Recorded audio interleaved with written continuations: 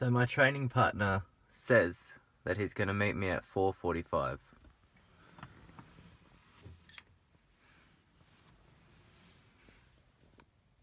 What the fuck are you doing, mate? Where are you? I've scooped. Pre-workout, 2 scoops, gold standard.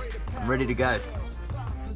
50% and 100% reason to remember the name. Well, not only was he late, he just didn't turn up at all. So I apologise for the footage that you'll get for this workout. This is just a propped up camera, propped on my Optimum shaker and hoping for the best. I don't even think that every single exercise was fully in the picture, but I did my best. So sorry about the footage. First exercise up, incline bench press, 4 sets of about 6 to 8. Working quite heavy. Don't try too heavy without a spotter. I did my best. And I followed the working sets with this strong isometric contraction. So I always target upper chest, start of this second chest workout, because it's a weak area for most males. That upper chest area, it can never be overdeveloped, and so the best thing to do is prioritize it and hit it early on in the workout. So following some heavy presses, I go to some lighter incline dumbbell flies. Here I'm trying to fully stretch out the muscle tissue that I just worked with the heavy presses and fill the area full of blood. So anywhere from 10 to 20 reps depending on how you're feeling. So long as you're feeling the movement, keep going. If you're just waving the dumbbells around in the air, probably change it up. It's time to do a different exercise. For me, I really like the incline dumbbell fly. I get a really good mind-muscle connection, a good stretch and a good squeeze. Today was a little bit different. I superset this with this, I guess you would say, a body weight banded press, or a no weight banded press, because it's just the band and the air. So once I've stretched out the muscle, I was just fighting the band with some quick reps, some forced contraction against that banded resistance.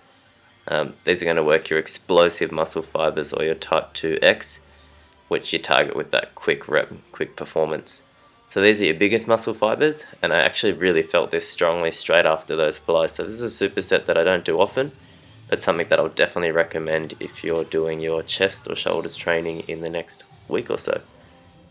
Following that, I would usually go to a decline bench press here for this second chest workout of the program, but the decline was taken at this stage, so I went on to something that I don't often do, which is a machine press. So here, I worked up to what I could do for anywhere from 6 to 10 reps and did 4 working sets here. So the incline bench was 4 sets, flies with the banded press was 3 sets, now I'm back to a 4-set movement. Just working as heavy as I can, again isometric contraction straight after the reps. For the final set, I decided to do a bit of a drop set or intensity technique. I did a set of 21s, but I did my own little spin on the 21, so rather than doing the half reps at the bottom or half reps at the top, I actually did partials with a full rep, so I did 1.5 reps. And you'll see here in a second, so I started with the half rep at the bottom. In a traditional 21s, you would do 7 half reps at the bottom and 7 half reps at the top. Here I'm trying to do 7 1.5 reps with the half rep being at the bottom, and 7 1.5 reps with that second half rep being at the top. I didn't actually make it, and if you're counting all of these reps while watching this, you'll see that I only got up to 20. I really fought for that 21st rep, but I just couldn't get there. The muscle fully hit failure and there was nothing I could do. I even had to put it down, change grip and try for a few more reps. Still didn't get me to the 21, so this was a pretty solid intensity technique. My chest was very spent at the end of it, and it's something that I might throw in again in a few weeks time and try to get to that 21 with this same weight. So wasn't super heavy, but following the incline bench and the banded and fly superset, I was pretty taxed and pretty spent. Still, give this intensity technique a go if you haven't tried it before. This was certainly the first time I've ever tried it, and I really felt it. Following those straight sets and the intensity technique on the machine press, I finally got the decline, so I went to decline flies, which is something from my normal program. So 3 sets, anywhere from 10 to 20 on the decline fly. I find the angle that this puts your shoulder, elbow positions in seems to be really good for a solid stretch and contraction of the chest. I don't really find it very painful on the shoulders, not that I do with really any other movements, but I have heard feedback from other people that the decline flies can be quite harsh on the shoulders. Not something that I ever notice. I always concentrate on trying to keep my shoulder blades into the bench and just feeling the movement with the chest from top to bottom. Here I'm performing a superset, so you'll see that dumbbell behind my head. I'm going to go straight into some dumbbell pullovers from that decline position. One thing that I try to focus on while doing the pullovers is performing a vacuum with the stomach, so trying to contract my transverse abdominis. When I'm breathing out my air, really strong stretch through there and a good squeeze with the chest at the same time. I'm hoping that this will help to keep my waist fairly narrow and to activate, we'll get greater activation in both the chest and the serratus anterior muscle groups. This is also a lat exercise and I do feel it there too, but I predominantly feel it in the chest and I get a really good squeeze from top to bottom, which is why it is on my chest day part 2. Now it's actually a Chelts and triceps workout. We do work some shoulders and triceps in here. Behind the neck press, I do this once a week on the Smith machine, and this is only part of this 6-week program. It might not be an exercise that features in the next one. I don't go too heavy. I try to move forward as the bar comes down, just to create some room and not to put excess stress on my shoulders. When I fatigue behind the head, I go to partial reps, so just bringing the bar down to touch my head, my forehead, and then push it back up. The reps look very small. It's a good way to burn the shoulders out at the end of that set. So that was 3 sets. Anywhere from 6 to 10. Another superset, this one is all shoulder based. It's a push day. I find that this actually is a pulling motion that I feel really strongly in my front and side delts. So push muscles doing a pull exercise. There is some trap and rear delt involvement, but I tend to feel it more in side and front delts. So that's why I have it included here.